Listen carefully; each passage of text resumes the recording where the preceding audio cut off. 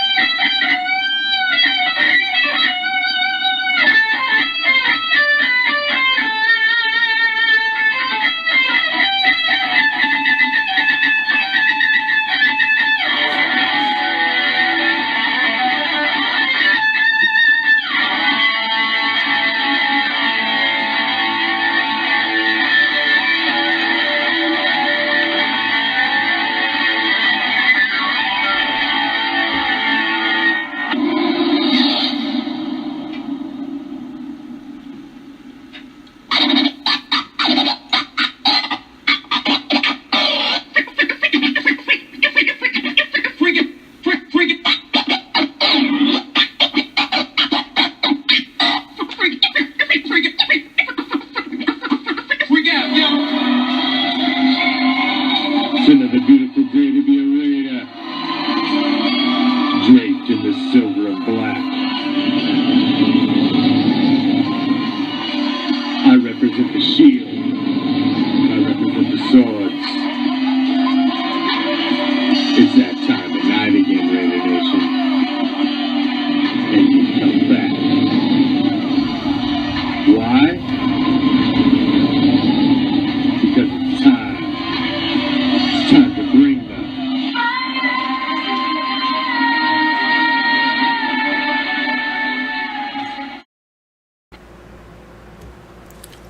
What's up, Raider Nation? I am the Commish, coming to you live, as always, from the friendly confines of Hardcore Challenge Live Studios. And just where is that, might you ask? Well, let me give you some simple directions, shall we? We're still down the street, past the house, with the boarded up windows. You still gotta scope out my man, Joe. He's a man of commerce. He's a man of many skills and many talents. Slip him what you should, and he will point you in the right direction. He's going to tell you to take a left, and then a right, and as you find yourself strolling down the street minding your own goddamn business, a cool breeze will hit you that chills you right to your skeletal core, and you find yourself asking, was that the autumn wind? Oh, you goddamn right. Should you venture down that deep, dark alley? Well, of course you should, because what you're going to find at the end is that special little place that we like to call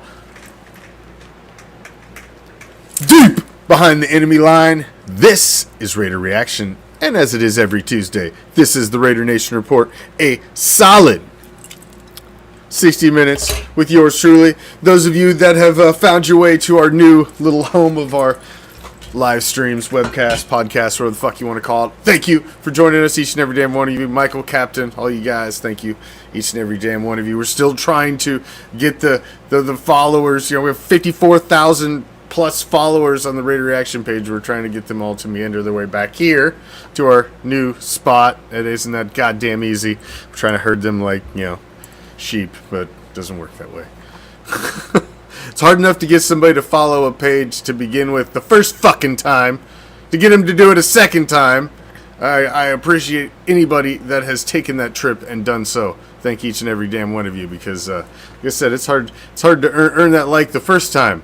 To get it the second time is not such an easy task. So, we're trying to get it out there. This is, you know, the public forum. We need it, that we need to put our show out there, and it is what it is.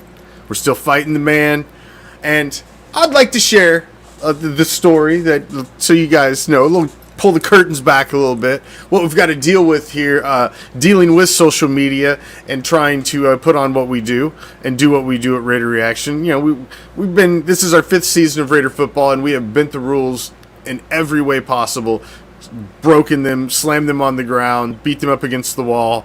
We have just obliterated every rule that Facebook has. But we've never shared anything pornographic. We've never shared anything obscene. We've never shared anything like you see on all types of other shit all over social media.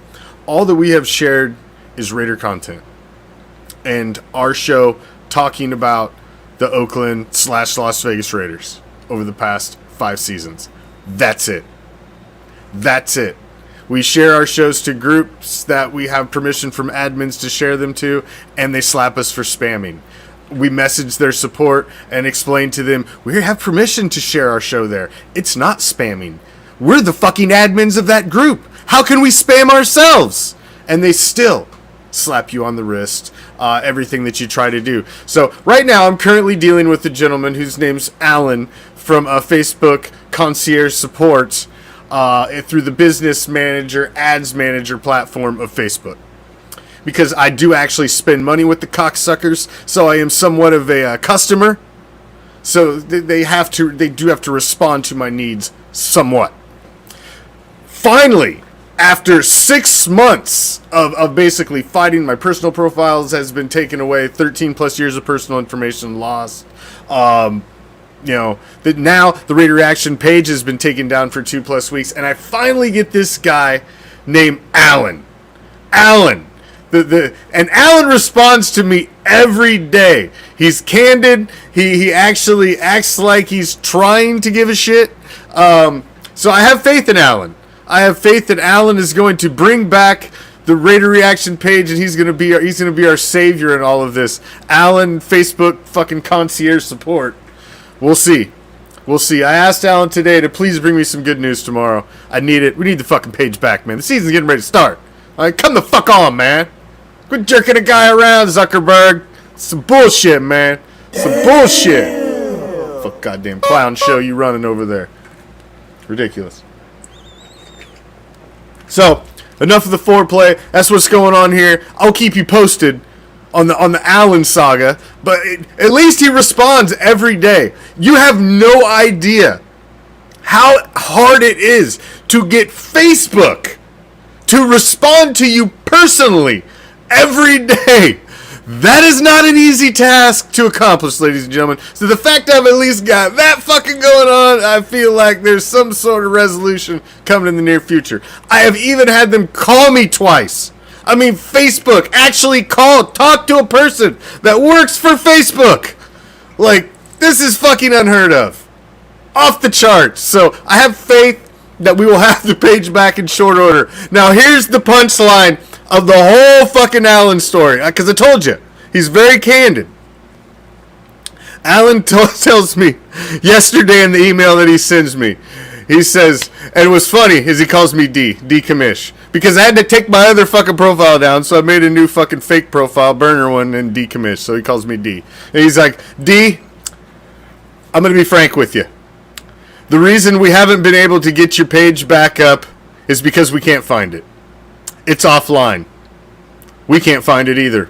It's unsearchable. I know that's the same problem that you're having, and we're having the same problem as you are. We're working very hard to find your page, but currently we can't find it either. That's what Alan told me yesterday. So I responded this morning, and I'm hoping for some fucking good news tomorrow. But when Facebook tells you, fuck man, we lost it too. We're looking for it though. Well, I'm telling you, we're looking for it. That's some fucking shit, man. Come on, man. You got billions of people's information, and you just lost my shit. Lost my shit. Some fucking bullshit. That's enough of the foreplay. I tweaked a nipple or two. Let's move along. All right. Final cuts. We all want to talk about it, man. You see the rundown over there. We're gonna get to all of it. We've got fucking wide receiver math class. We're gonna talk about the carrier cut, Bowers over carrier. We're gonna talk about all of that. We got the Peterman. We got week 1 talk at the end of the show.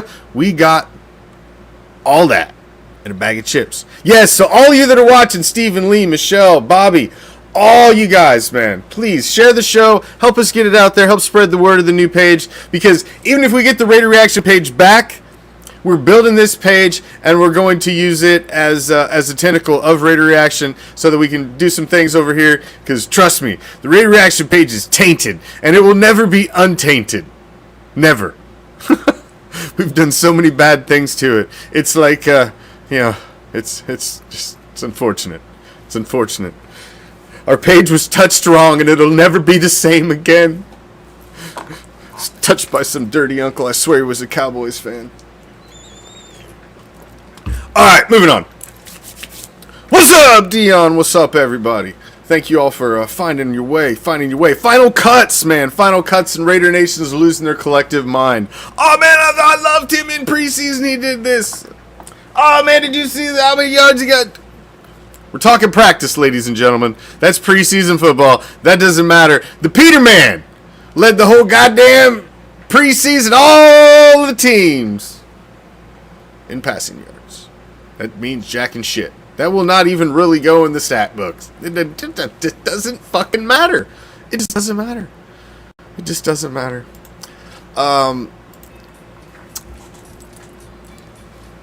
Final cuts. Let's start with Carl Joseph. Carl Joseph seemed to be the first one that really got everybody fucking, oh my god.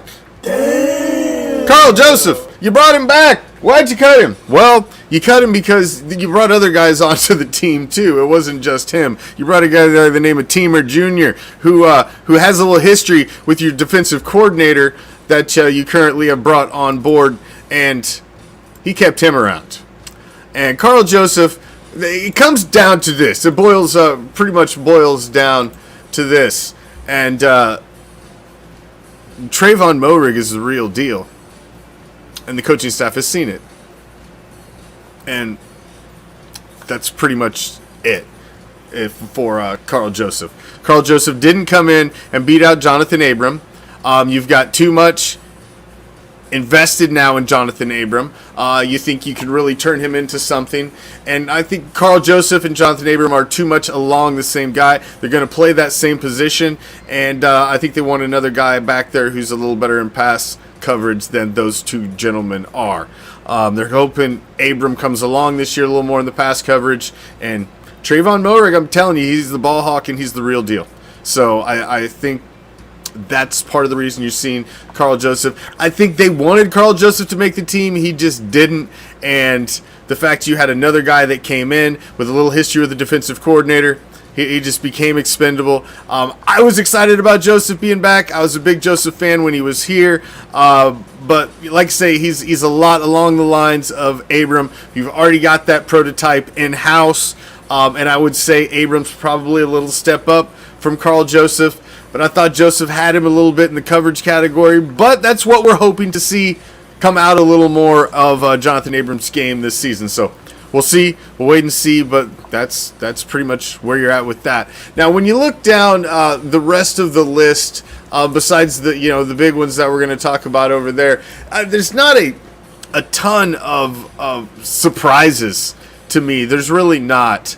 There just isn't. I'd say Joseph was probably the biggest shocker to me in the early cuts today, and I wasn't that shocked. There wasn't any that really, and I'm gonna as you see, I'm gonna dig into it a little more. So I don't want to get all into it. We won't get to third base just yet. So let's regress back just a little bit and let's talk about the Peterman who goes out there and plays every fucking snap of offense the entire preseason. That is almost unheard of for a third string quarterback, a guy who's fringed to make the team. And they didn't cut the Peterman. You keeping the Peterman. What I'm honestly thinking you've got a guy like Derek Carr under center. Yeah, got nothing to prove to you in preseason. I get it. The only thing is, like, maybe you'd like to knock a little rust off, get him in rhythm. But if you already think he's in rhythm in practice and what you've seen, then okay, I get that. Marcus Mariota, I can get that as well. He's a known commodity. You know what that guy is. He was a former, talks for the first overall pick overall. This guy was highly touted, highly scouted.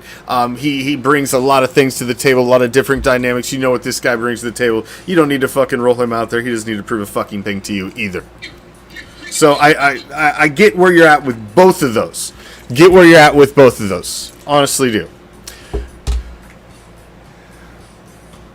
So you bring the Peterman out there, and so what are you doing? You're building this trade, this like audition tape. The only tape there is on Nathan Peterman is tape that has been in previous preseasons for the Silver and Black, and that horrible running of tape when he was a Buffalo Bill, where he was a fucking interception machine. So that's the only tape you got on the Peterman. So what John Gruden now has done, and that's, in football minds, that's a long time ago. That's 2 or 3 years ago. He's been in the Gruden system for a while. You're wanting to now put the spin on it that you fucking have mentored this guy. You've cast your fucking quarterback guru wand. You fucking grindered him, and you've got him to be something now. And look at what the Peterman can do. Look at the Peterman go. Look at him go. That Peter Goat. Look at him out there running around. Look at the Peterman taking hits, getting up, doing things, diving, getting out. Look at all the tape you just put together for the Peterman in John Gruden's system. Look what I've done to the Peterman. Oh, you had a starting quarterback go down in week 3? Give me a call. I got a Peterman for you. Oh, ACL tear in week 2? Give me a ring. I got a Peterman in reserve for you. That is what he just did. If you didn't realize that, man, fuck, come on. I don't know what the fuck to tell you. What, you think he's out there earning the fucking backup job? Get the fuck out of here over Marcus Mariota, the Peterman? No. The Peterman could possibly be a Band-Aid for some team, and John Gruden knows that. He's his little project. See, Gruden got stuck with Carr. So he's got this hard-on for a quarterback that he wants to be able to mentor and fucking mold and try to, save his career and fucking make him into something or whatever the fuck. Little puppet master type shit. And that Peterman's his little project. It's like his little pet project. It's like his hobby. It's like he coaches the Las Vegas Raiders, and on the side, he's fucking big brother to fucking Nathan Peterman. I don't fucking get it. You ain't lying, AAA. You ain't lying, brother. So, I mean, that's the story of the Peterman in 2021. The rest of the time, he's holding down the end of a fucking bench somewhere and throwing fucking practice team passes. He ain't doing a fucking thing unless somebody goes down. I mean, you got Cam Newton out there looking for a job. I mean, this guy's a former fucking player of an MVP, and he can't find a job. Peterman's lucky he's still getting paid. All right, wide receiver moves. Here's the fucking juice I've been wanting to get to. I put up a post earlier, and I went and shared it into the group, and everybody thought I was getting all fucking... I don't know what they thought, man. I was just making this is what happened? That's interesting. That was as much fucking thought as I put in that post, and apparently it was thought-provoking. So, you bring in John Brown. And the point I was trying to make is when you bring in John Brown and then the guy's asking for his fucking release. Yeah, I get it. John Brown he did jack and shit in preseason. He did not come here. He didn't really make this team. He didn't beat anybody out. That's not the point I was I'm not trying to fucking make a case John Brown should be on the team. What I'm trying to say is when you left the 2020 season and Nelson Aguilar fucking read your team the riot act, who was your number 1 wide receiver because you fucking missed in the first round bringing in a number 1 wide receiver. You went and got him, who ended up being your number 1 wide receiver, and he read your team the fucking riot act at the end of the year and said they had no fucking heart and no drive at the end of the fucking season. So when he left the fucking room and took his 8 touchdowns with him and left Zay Jones, fucking Hunter Renfrow, Henry Ruggs III and Bryan Edwards with their combined 6 touchdowns standing in your wide receiver core at the front of it, you had to say to yourself, that's a position of need, isn't it? Wow. That doesn't take a fucking goddamn rocket scientist to figure that the fuck out. And apparently nobody could get my goddamn point earlier. So here we go, ladies and gentlemen. I would like to welcome you to wide receiver fucking math class, okay? This is how I break it down. Zay Jones, Hunter Renfrow. Zay Jones, 2020, 1 fucking touchdown. Hunter Renfrow, 2020, 2 fucking touchdowns. Henry Ruggs III, your number 1 pick, the one that's supposed to change everything. Yeah, 2 fucking touchdowns. Okay? Your other stud wide receiver in 2020, the other rookie supposed to blow the top off and shit, yeah, he got 1. Okay? That's 6. See, I ain't gotta take my shoes off for this shit. That's 6. 8 left the room. Ain't even in the room no more. Nelson Aguilar said, I don't want to play with you guys no more. I'm not signing with you. I'm going somewhere else to try and win. And he leaves. So he takes his 8. That's more than what you got out of every fucking buddy else you're planning on starting, plus being the backup. And what do you bring back to replace Nelson Aguilar since John Brown didn't make the fucking cut? You got Willie fucking Snead to 4th. That's 3 touchdowns you're bringing in from 2020. 3! So you're taking away 8 minus 3. That leaves 5 that you have fucking voided off of your team. Where are you going to go find those 5 fucking touchdowns? Now, what you are relying on and what I see everybody's argument is like, oh, well, we got studs. We're good. Oh, you're good. We're good, right? We're good because we're relying on 2 second-year guys to blow the fucking roof off it this year, do jacking shit last year. We put up 3 fucking touchdowns between them the entire season, didn't do shit. Shit! And one of them was a number 1 pick in the first round for us. The coaching staff failed. This position, wide receiver, was a gigantic failure for the Raiders upgrading in the offseason. A failure. And that falls completely on the coaching staff who fucking made the talent assessment that you weren't just going to bring anybody in. You brought in John Brown, the same fucking body type, quick, small, fast guy like the other guys. Willie Snead, same fucking thing, same as the fucking other guys. Keelan Doss was never going to make the team in a million years. Marcel Aitman was never going to make the team in a million years. They've been fucking practice squad guys for years. If you're on the practice squad for years, you don't just all of a sudden become a superstar. It doesn't work that fucking way. Just doesn't. Those guys, you see... I see Keelan Doss go out in a 4th preseason game and get fucking... That was supposed to be his shining moment, and he couldn't even fucking blow the top off it in the 4th preseason game. I just am disappointed. Disappointed in the fact that... I get it. Darren Waller's a stud, okay? Darren Waller's a stud. I get it. You're making the argument that he's your number 1 wide receiver. Okay, I get that. But Darren Waller's going to do what Darren Waller did last year. He's going to be elite. He's going to be one of the best tight ends in the fucking league. He's going to do what Darren Waller does because he's still here. But he was here last year doing that. So you got to add to what you lost. You lost Nelson Aguilar, who was fucking way the hell overperformed. But he was not happy with the team that he was on in the last quarter of the season. Wanted no part of it. So you need to bring in some talent. Somebody that could arguably be a number 1 wide receiver. Henry Ruggs III, I am scared to death, is never going to be that. Henry Ruggs III is not big enough to be that. He will never be big enough to be that.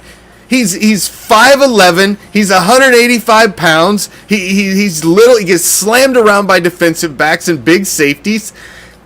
He's a go deep, blow the top off, vertical game type guy.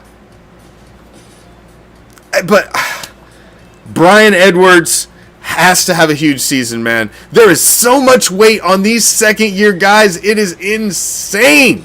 You are crossing your fingers that everything you did last year that didn't work at wide receiver is going to work this year.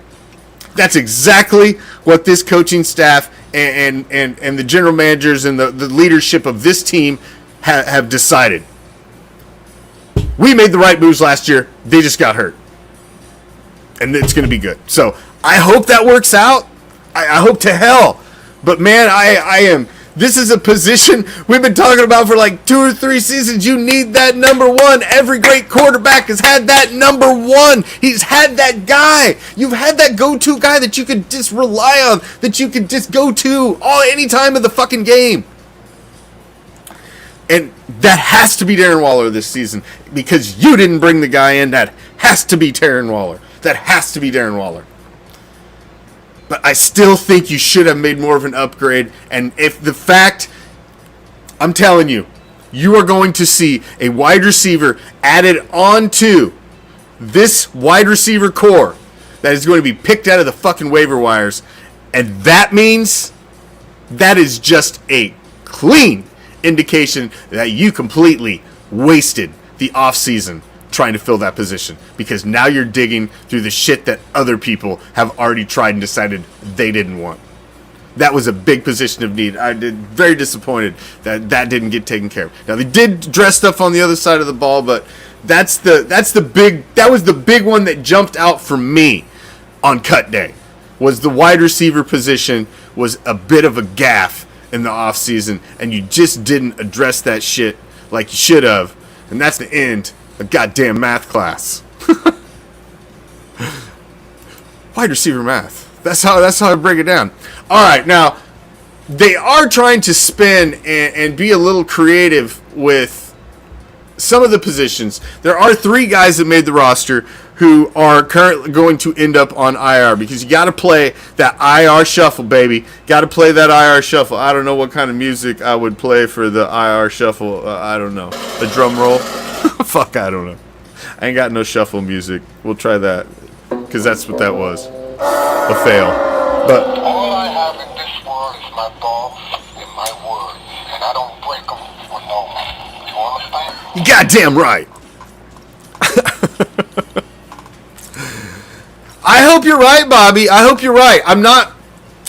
I'm just saying that I hope all of the premonitions are right. I hope Henry Ruggs III blows the fucking top off of shit this year. I hope Brian Edwards is that stud. I went and got a fucking rookie helmet of that guy signed. I'm hoping these guys, to see that you put all of your eggs basically in the I hope last year's shit works out basket, instead of being a little proactive and having a backup plan, because, man, they fucking got one. They ain't got one. You're one wide receiver away from being in deep shit. Who gets hurt? Who's stepping up, man? Zay Jones was supposed to step up for guys that got hurt the last time. That's what you brought him for. And, he's done okay, but it's just, I don't know. Just it's concerning position. 3 guys did make the roster cuts who are banged up and they can't even fucking play. Morrow and White, who Javen White, who got hurt. Fucking heartbreaker, man. Why the guy was even in there at that time of the game in the second game, I have no idea. And Jalen Richard makes the roster. All 3 of these guys are going to go to IR. The way the IR shuffle works is if you've got guys that you're going to put on injured reserve after the cuts, you've got to have them on your 53-man roster. Clear that. Then you can now put them on injured reserve. That'll free up 3 spaces. So now you've got 3 more spaces that you can bring guys in. So you're going to see waiver wire guys come in. One of the guys is already going to be coming in on the trade. You're going to see the other 2 spots filled pretty quickly. And one of them is definitely going to be a wide receiver. There's a lot of talk of why Ragus left. You just weren't going to keep that many running backs. When you look at the running back tree, when you got you got Drake and you got Josh, there's not a lot of room, and you knew they were going to keep Richard. So unfortunately, there's just not a lot of room for him. The talk is Gruden wants to see him clear waivers so he possibly bring him back for practice squad. But the problem is, the kid put out a hell of a tape in preseason, and everybody else seen that shit too. So now he's not an unknown commodity. People know who he is, and he might not be quite so easy to bring him back into the fold because, you know, other folks know about him too. So the IR shuffle, it's part of the game that you got to play with the National Football League. So unfortunately, 3 guys are basically getting cut because you had to keep 3 spaces for these guys. Kind of a bum deal for those guys, but you know, this is what it is. It's what it is. What's up, everybody over there watching on YouTube and everybody watching on Twitch? You see the stream down below. Make sure you follow us on all of our social media platforms. We are still trying to get out there. We're not letting the man keep us down. He's stepping firmly on our balls, but that's all right. You know, I'm going to keep squirming. It's good. We'll keep fighting. We'll keep putting this shit out on YouTube, Twitter, Twitch, fucking, you know, putting that shit on a can and a string, whatever we got to do. We're not going away. We'll get the platform back. We'll keep it going. We'll keep it building. We'll get where we're going to get. It is what it is. The season's upon us. God damn it. We will not be silenced by some fucking pissant and his fucking interns. Fucking Zuckerberg, you son of a bitch. Alright. Another big cut. Derek Carrier, who's basically been, like, man, he's been, like, shit. Like, what do you want? What more would you want out of that guy? He's done everything you've asked of him. He's been the model player for you. It's just, it comes down to a numbers game at some point. It really comes down to a numbers game. And when you look at the depth chart, you got Darren Waller, you got Foster Moreau. See, you knew you had two deep right there. And Nick Bowers was on the practice squad last year, and he's a guy that apparently they felt just showed out better than Carrier. You seen what you were going to get out of Carrier, and you know it's just apparently you see, or the coaches see, that the upside on Bowers may just be a little more than the ceiling of Carrier. They've seen Carrier's ceiling, and they think Bowers' ceiling may just be a little higher. And when you're making a decision for third string freaking tight end, you know, it's just, hey, it's a tough call, man. It's unfortunate. Carrier gets the axe. He's moving along. It's a tough call. It's unfortunate, but it is what it is. And it's a tough time of the year, man. You got guys that like Isaiah that you really thought were, you know, could be a big part of this team, and it's just injuries took him down.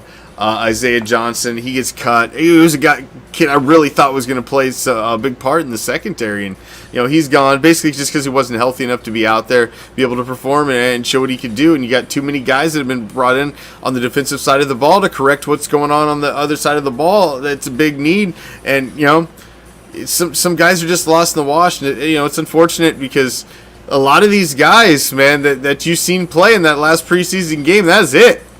They ain't never going to play a fucking snap again. They're going to be bounced around. They're going to be out the fucking league. You know, you don't get but 1 or 2 shots. That's it. And then you're gone. And so it's unfortunate. It's a rough time of the year. And, you know, you got guys like Carl Joseph, who is a fan favorite. He comes back. You hope he makes the team. And he can't even make it ahead of the young guys. So it's unfortunate. But that's the nature of the beast, man. It's you're looking for the best of the best. You're looking for the best of the best. Every year, you're looking to upgrade at every position. I don't think they upgraded at wide receiver this year, but we'll see. We'll see. As That'll be a conversation piece I'll probably be bringing up as the season goes on if things don't work out here. Let's talk in week 1. I want a big block of time here at the end to talk about week 1. I mean, so much has went on You now see what the team's going to look like and what the landscape of the Las Vegas Raiders are going to look like coming into Week 1, man. Allegiant Stadium. Monday Night Football. Baltimore Ravens. I mean, it's Lamar Jackson, Derek Carr. I mean, this is a huge matchup. This is a marquee matchup, and as much as I love the hype of the Monday Night Football games, I just hate it's opening weekend of football. I gotta watch every other fucking team play until it's like the very end. Like, can you just hold it from us any longer? And then finally the team plays, into the middle of the fucking night, and it's almost like punishment a little bit. I mean, it's great that it's on Monday night, but damn.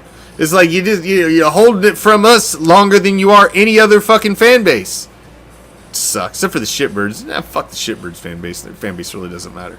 Fuck shitbirds. Fucking rat terrier birds, rat birds, what the fuck they are. No, Gruden has not tolerated any of that bullshit in preseason. He's been a strict ass. He didn't like the fight. He didn't like any of that shit. None whatsoever, AAA. None whatsoever. But Week 1 is an interesting matchup, and I think Week 1 really sets the tone for this season. You're really going to know who this team is a lot quicker than typically. You've got them, followed by Pittsburgh, Miami, and the Chargers. That first month is big, man. Those first 4 weeks, I really think you've got to set some sort of foundation quickly. You're playing a couple teams that are possible playoff teams right out of the gate, and you've got to show who you are in this season. You've made moves on the defensive side of the ball. I think you've got to see some fruition out of that directly at the beginning of the season. I think you've got to see the scores drug down. That's something you've got to see right away. If you don't see that in the first couple games of the season, I think this could be a long road. You've got to build some confidence. There's so many pieces that have changed on that defensive side of the ball. I think over the first few weeks of this season, it's a very critical point.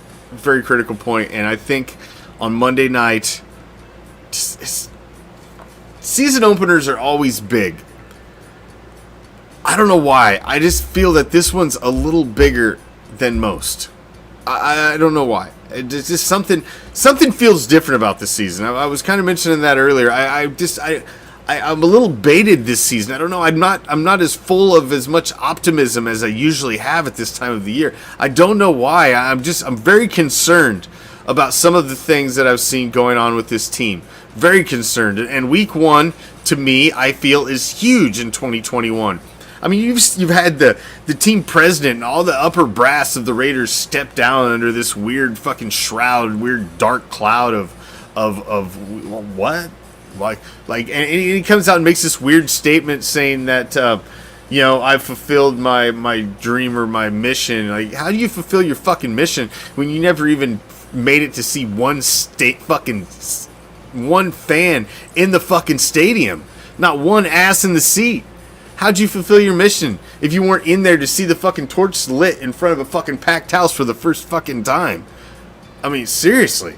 So I just didn't understand that one. The Rodney Hudson exit. There's just so many weird things that have happened in this off season that have just left me with this weird, like, what the hell's going on? I don't understand. So I'm very interested, and I'm very holding maybe a little more stock in this Week 1 than I have in previous season openers. I just think this is very big. You're playing a team who a lot think is one of the best teams in the AFC. This is a team that if you make the postseason, you're going to have to fucking deal with, possibly. So this is, I think, for a lot of reasons, you come out and have a good performance at home against a team like this kicks off the entire 2021 season on a tremendous fucking note. The fan base is hyped, the team's hyped, the city's hyped, and now you go on the fucking road to play Pittsburgh. That's not an easy fucking trek right there either. You got to go across the fucking country, west to east, make that trek, and go play Pittsburgh. And that's not an easy place to play. You've got a veteran quarterback you're going up against. He's got a lot to prove. You know, we just seen some other old fucker win it last year, so, you know, that rapist probably wants to prove something. So I think this is still, I just think this is a big week one, man. I just really do. I think this can set the tone for your season. This is a big one, man. And you know, it's fans in the stands. There's just so much. This is a historical game. This is just one of those games that should be a marquee game on the lineage of Derek Carr's career. It's like beating the Saints, the first game at Allegiant Stadium. This is the first game in Allegiant Stadium with the fucking fans there, with the fucking house packed, with lighting the torch. It's all of that. This should be a marquee win. Do you remember that first game in Allegiant when Derek Carr threw for the 4 touchdowns, or Darren Waller went for 2 touchdowns and 125 yards, Josh Jacobs did? That's what this game should be. This game needs to be a pace setter for this season. Because if you come out and you take a loss in Baltimore, and now you're going across the country to Pittsburgh, and that's a tough game, and now you've lost a little confidence, you know, you don't want to come out 0-2, staring Miami and the Chargers, and, you know, now all of a sudden you be getting these games that become must-wins to you, where you start to do desperate things, and the team plays desperate. And I just don't, I'm concerned about this team, and I guess the chemistry and the way things are going to mesh with the pieces you've added, the Gerald McCoy. You're relying a lot. I think a lot of my concern boils down to this. It boils down to two positions. Two positions that I thought were the two biggest places and positions of need on the entire Las Vegas Raiders. If you would have asked me, I would have said wide receiver. Get Derek Carr, the number 1 wide receiver he's never fucking had, and let's see what he can do with that. The number 1 wide receiver and Darren Waller, make no more excuses for the man, okay?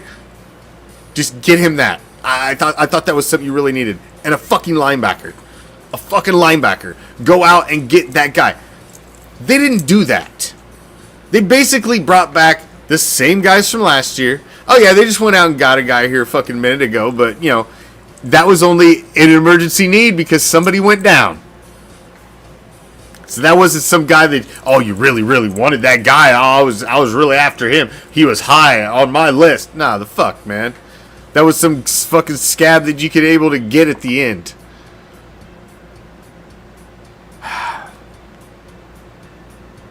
And neither one of those positions really got, I don't know if I would say upgraded. I don't necessarily say you downgraded. Wide receiver, I'm concerned that you may have not taken a step forward at wide receiver this year. You're relying on health. Same thing at the linebacker position. You're relying on health, and you've already got Morrow fucking banged up. You got White out. You know, so here are some of these young guys that you were already relying on. You're already missing a couple of them. So, those are probably the biggest things that concern. I don't know. I'm a little anxious for the start of this season, I guess is the best way to put it. A little anxious. I want it to get started. I'm excited. Love Raider football. I'm glad that it's back. I mean, it is the highlight of my fucking year. It's my favorite season of the year. Just athletic season, period. Fuck fall, winter, summer. Fuck that shit. Football. Raider football season. That's the most important. I agree, Eddie. Eddie, I'm telling you, man. If I can't even remember all the motherfuckers that we've tried to make. Derek Johnson, we tried to bring him in and resurrected, fucking squeeze some juice out of him at the end of their career. Perry Riley Jr., Navarro fucking Bowman, You brought his Vontaze Burfict. It was one fucking breathe on somebody, he's going to get suspended anyway. I mean, the list goes on and on and on, man. It's just like, and how do you not go out and try to draft that? I don't get it. You go right tackle. I tell you what, that right tackle better be a fucking all-pro. For that pick, the only way you can justify it, that guy's got to be an all-pro. Otherwise, it's an unjustified pick. You can't justify it. He's got to be an all-pro. He's got to be there forever. Nick Roach! Damn, Eddie! You're reaching way back there. Nick Roach was the last good one. Shit. I could almost go back to Beekert.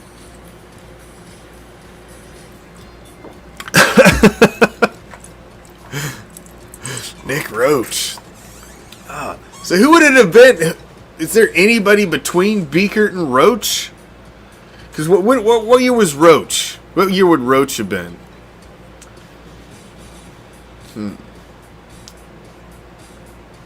Man. You get through Kirk Morrison? I mean, God, there's just so long. It's been a position of need for a tremendous amount of time. You're just like, man, somebody break something. Break some glass. Give me a linebacker. But week 1 is huge this year. Huge. You're in front of the nation. You get to highlight your new stadium. Fans are there. It's going to be amazing. The energy will be there. The spirit of Al Davis will be in the building. It's going to be, has to be, a marquee win on the career path of Derek Carr. Has to be. Start this season off right, on the right foot, and I think great things can happen. You take a loss in week 1, and you stumble a little in week 2, and I'm concerned for, this team hasn't really developed its full identity yet in Las Vegas. The Las Vegas Raiders are still kind of developing their identity a little bit. And I think this year they kind of need to put that stamp on who the fuck they are this season. I really do. I think this is a big game. Yeah, it's one game. It's only one game, right? Yeah. There's only 17. These games are huge, man. Every game's huge. And this one's big. And when you've got a team, you've done so many things to this defense that is supposed to take care of teams like the Ravens, that I think you're gonna see in week 1 if some of the things that you did, the Gerald McCoys, the adding, the guys in the secondary, the safeties that AAA was talking about, and if you've done all that, did it help? Is it better?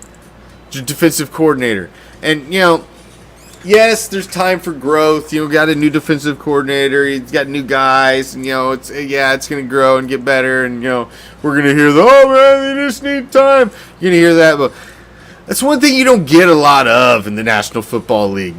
You don't get a lot of time. You don't get a fucking leash, man. All of a sudden, by the first month of the season, you're either a team who's a fucking contender or a pretender. Basically, fucking 4 games in, everybody knows what your fucking identity is. You're either fucking scratching, you're completely out of it, or you're fucking rolling. Everybody kind of knows who you are. Yeah, you can, there's the teams that turn things around midway and fucking come back, but the Raiders have proved over the past couple years they're not a finish strong kind of team. Okay? They haven't been. They need to start strong. You need to establish something to begin with. Build that momentum. Keep it going. And then finish strong. But I think they need to build a little more in the beginning. I think that's important this season, man. I think that's really, really, really important. But we will see. We'll see. I tell you what, it is an exciting time. It's just the fact I'm anxious, the fact I'm excited about what could be. It's football. It's back. It's just nothing makes me feel like that. I don't even give a shit about anything else like that. that I'm that anxious. Like I just want to have that amazing start for this season, man. I'm so anxious for it, but I have more concern coming into this season than I have the past couple seasons. I really do, and we'll see, man. We'll see. It's a lot about health. This season really comes down to health, because you're counting on a lot of guys that have had health issues over the past few seasons really stepping up this year. So I think a lot of it comes down to health for this team. They've already been banged up a little on the defensive side of the ball in the middle in preseason. So we'll see how things fare. But I think health is the biggest hurdle. That if this team can clear it, I think they'll be good. I really do. They've added talent at all the positions of need on the defensive side of the ball, other than really the linebacker position. But like I said, kind of like the wide receiver position on the other side of the ball, you're hoping that the moves that you'd made last year and the guys that weren't healthy 100% and didn't make it all the way through last year, like Tanner Muse, guys like that, you're hoping these guys make an impact in your 2021 season. You're hoping the moves that you made before make an impact. So, I'm hoping so. I'm hoping so.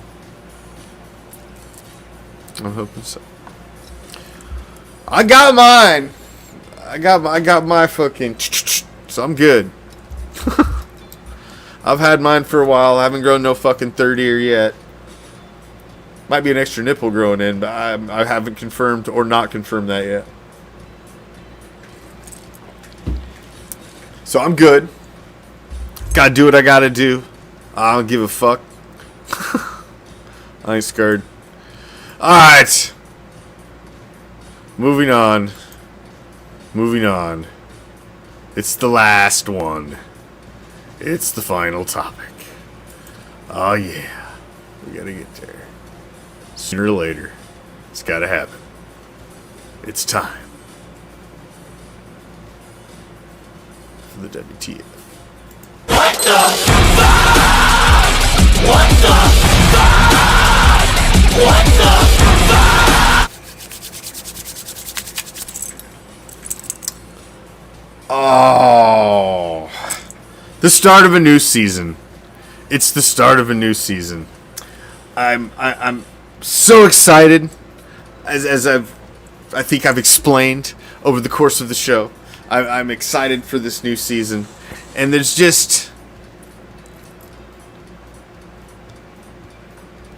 these fans that have already started to come out, and I've seen them in the groups, and they're these insane fans that think the record of preseason actually means something.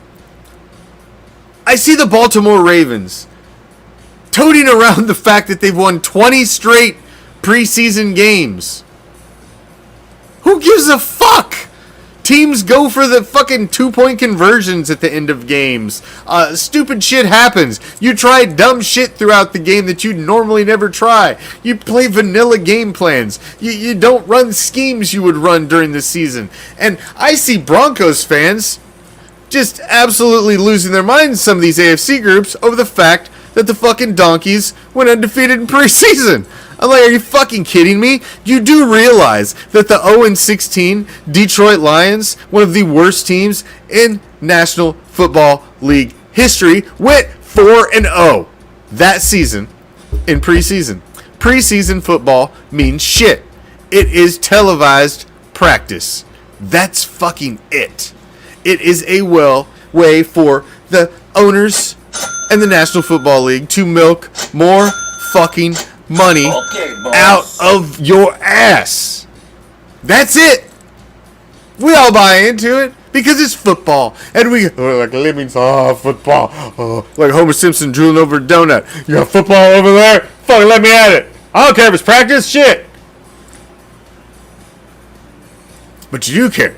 Because you get there and you're like, God damn, it's bad football. I don't give a fuck who wins. I mean, I want them to win, but it doesn't matter. Because when you get done, you're like, well, you can't go brag about it, man. We kicked your ass. You're like, motherfucker, that was preseason. You think I just argue that shit away in like 3 seconds. Like, no starters played. That was our third string quarterback. Did you see Josh Jacobs? Did you see Darren Waller? Did you see any motherfucker go start on offense? I mean, so you just practice. We're talking about practice here. Some goddamn sense about us. Now, fucking Donkey fans. What the fuck? It's preseason. Good lord. Some fucking sense about you. Goddamn. Well, I mean, they are Donkey fans. We can't expect a lot here. Now, can we? Not really. Not really. Man, thank you all for joining me, each and every damn one of you guys. I greatly appreciate it. Like and follow, share this new page. We are going to keep this platform going. Alan from Facebook, he's going to get us our fucking Raider Reaction page back, so we're going to have both these bitches running. We'll cross-stream our shows on both of them, and, you know, just have an extra way to get Silver and Black content to you. Make sure to follow us on Instagram, Twitch, YouTube, all that shit. We had the Simo stream going tonight over on YouTube, Twitch, and Facebook. Triple dipple. Getting it. Thank you all for joining me, man. Each and every damn one of you. Like I said, the man has been trying to keep us down. Yo, face sucker! But it ain't gonna happen. Ain't gonna happen.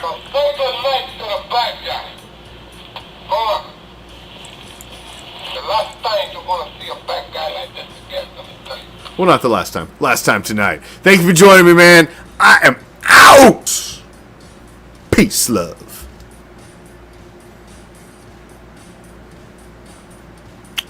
Raider Nation.